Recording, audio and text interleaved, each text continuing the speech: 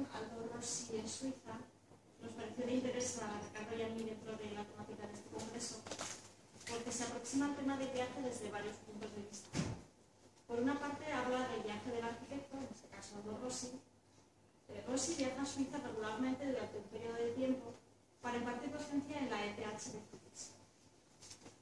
En su estancia en la ciudad y también en sus desplazamientos en coche, así como en sus visitas a otras ciudades suizas durante su periodo docente, Rossi conoce paisajes y edificios que le influyen como arquitecto.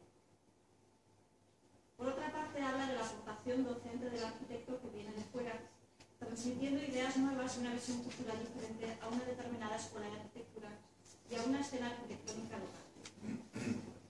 Es, en cierto modo, también la consecuencia del viaje del arquitecto que deja un pozo en el lugar al que se desplaza. En tercer lugar, habla de las enseñanzas de Rossi, que se basan precisamente en que los estudiantes de arquitectura conozcan y analicen la ciudad existente, la recorran y viajen por su historia. No se oye. Micrófono.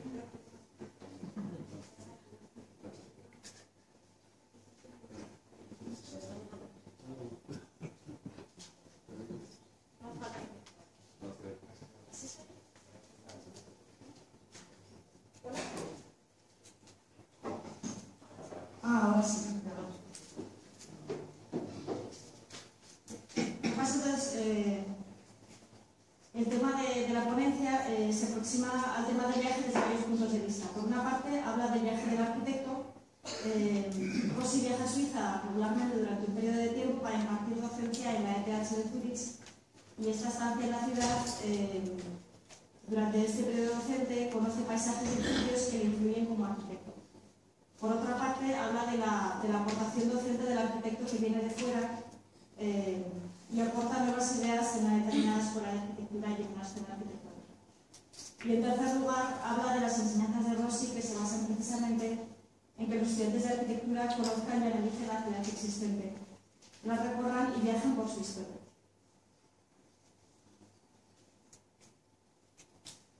De 1972 a 1974, Aldo Rossi se trasladó como profesor invitado al Departamento de Arquitectura de la ETH, Instituto Tecnológico Federal de Zurich.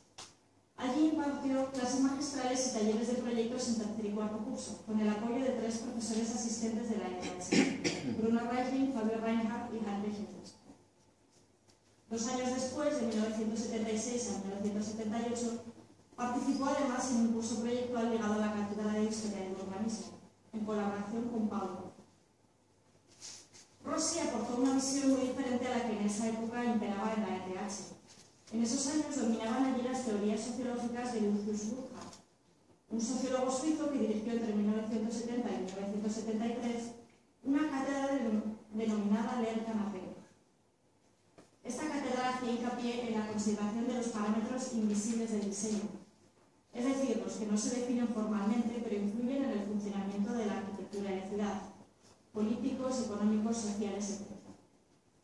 Desde un punto de vista pedagógico, la docencia de este Leer Canapé se centraba y orientaba a los alumnos hacia la definición de procesos y metodologías de trabajo, invisibles formalmente, y no hacia la elaboración de diseños o planes. Como consecuencia, había en cierto modo una reticencia hacia la definición de la forma urbanística y arquitectónica. Los resultados de esta docencia se plasmaban en textos, esquemas y diagramas. El dibujo arquitectónico tenía muy poco peso en ella.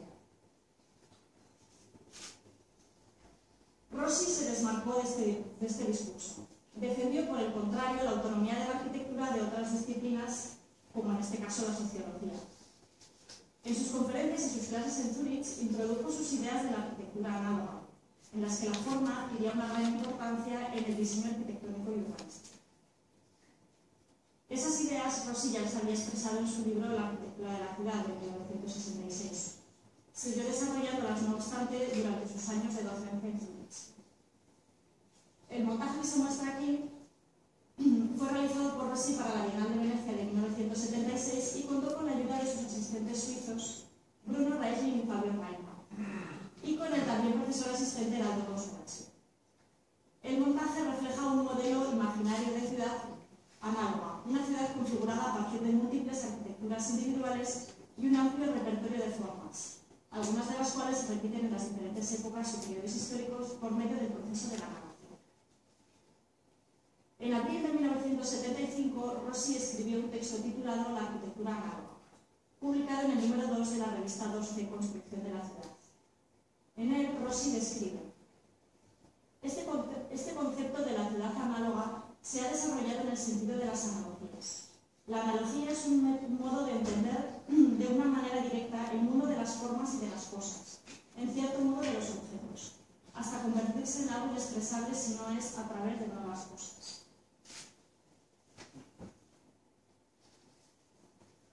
El texto recoge también la importancia que para el arquitecto tienen los lenguajes como parte de su proceso proyectual y de su propuesta metodológica basada en la analogía.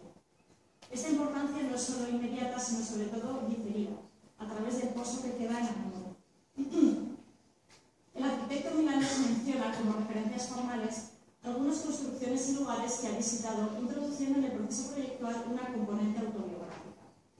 Escribe: para mis proyectos podría confeccionar un álbum de ilustraciones publicando tan solo las cosas ya vistas en otra parte.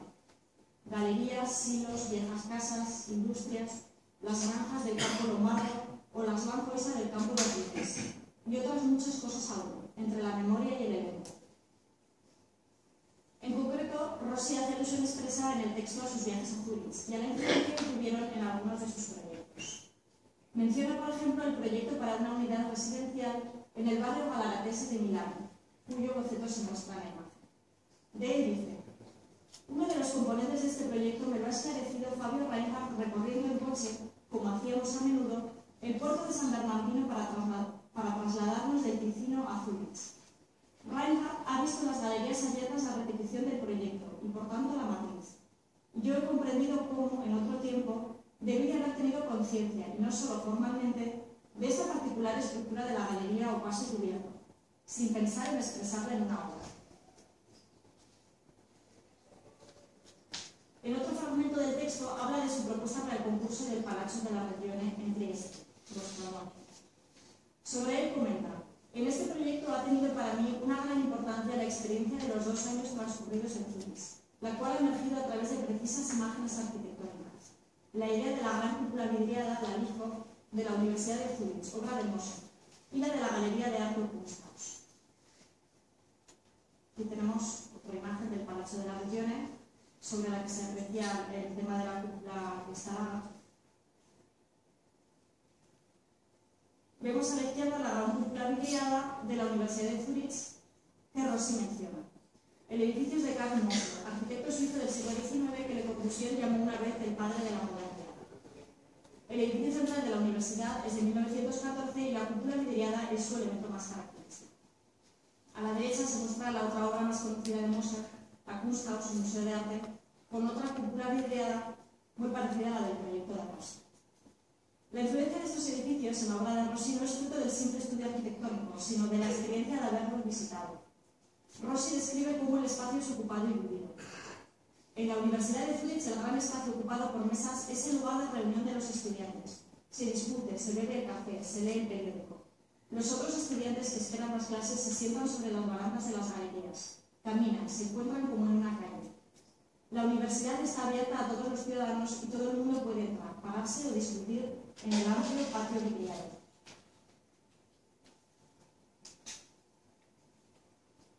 Como consecuencia de su estancia en Zúrich, Rossi conoció también a fondo otras ciudades y regiones suizas. El arquitecto milanés dirigió una investigación sobre la región del Ticino, en la que colaboraron los profesores asistentes y una parte de sus estudiantes.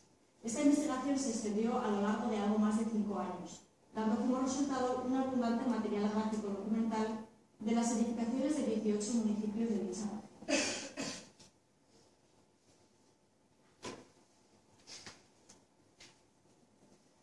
En cuanto a su docencia de proyectos, Rossi se mantuvo en coherencia con sus teorías análogas. Sus lecciones magistrales o conferencias se centraron en 3 puntos importantes: la noción de tipo, el análisis de la ciudad y las tendencias del racionalismo y el realismo. El tipo, como elemento arquitectónico, era para Rossi una constante básica de la arquitectura, con un significado cultural general.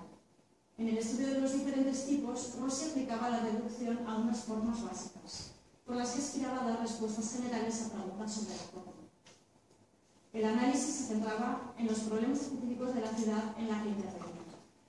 En cuanto a los principios racionalistas, para Rossi era una forma de conjugar el método analítico y el establecimiento de tipos. Permitían considerar la arquitectura como una ciencia y establecer pautas con las cuales proyectar.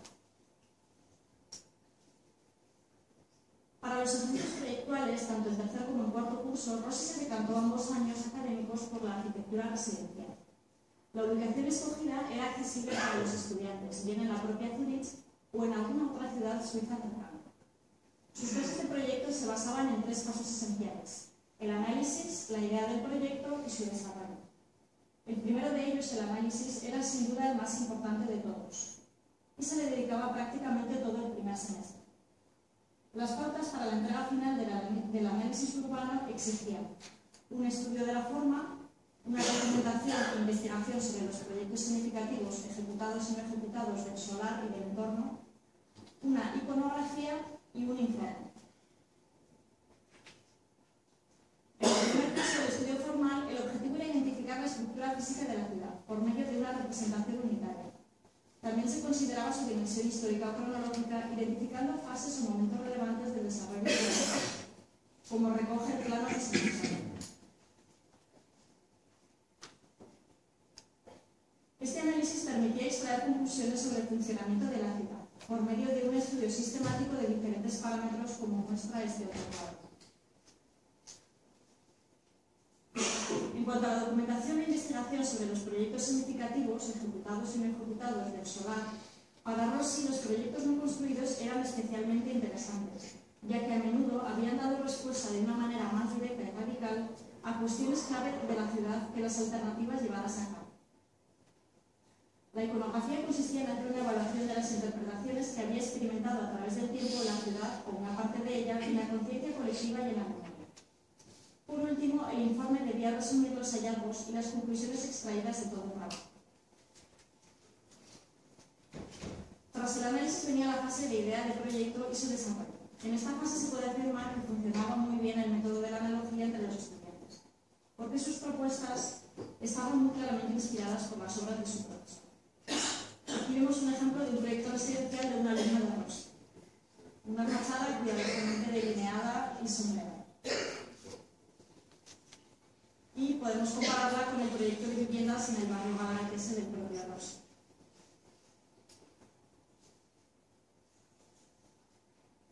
En este otro caso, también vemos un diseño muy cercano al estilo de Rossi. Se corroboran además las exigencias docentes del arquitecto italiano en lo que se refiere al dibujo. Como se ha mostrado en las diapositivas anteriores, se pedía a los alumnos una investigación específicamente gráfica, con planos rigurosamente delineados a regla y cinta cuya ejecución requería tiempo. En este caso se ve también la paciencia con la que se han trazado y coloreado estas perspectivas. Para Rossi, el tiempo y la concentración que requerían esos documentos contribuían a una mejor asimilación de las ideas. Estas exigencias se alejaban bastante del tipo de representación analítica habitualmente empleada en la ETH en la época, mucho más abstracta, esquemática, basada en diagramas. En la actualidad se encuentran entre los herederos suizos de Rossi varios reconocidos arquitectos y actuales profesores de la ETH. Por una parte destacan Herzog y de Meuron, que fueron alumnos de Rossi, y citan a menudo al arquitecto italiano entre sus influencias. Vemos aquí la proximidad estilística en las obras de su primera etapa. Otro caso más acusado aún es el de Milos Lapsik, también alumno de Rossi durante su estancia en Zurich. Este arquitecto, sobre todo, continúa transmitiendo las ideas de Rossi de la arquitectura análoga en sus clases en la ETH y en sus propios edificios. Es además un profesor que da mucha importancia al dibujo. En la actualidad sus alumnos presentan sus proyectos con infografías, pero hace 10 o 11 años la docencia de SIC era conocida por las perspectivas que hacían sus estudiantes a mano, de grandes dimensiones, coloreadas con lápices de madera, en las que invertían muchos días. En la cátedra de SIC se da también mucha importancia a los viajes y se organizan todos los años viajes internacionales con los estudiantes. Se cierra así de nuevo el círculo entre dibujo, viaje y enseñanza de la arquitectura.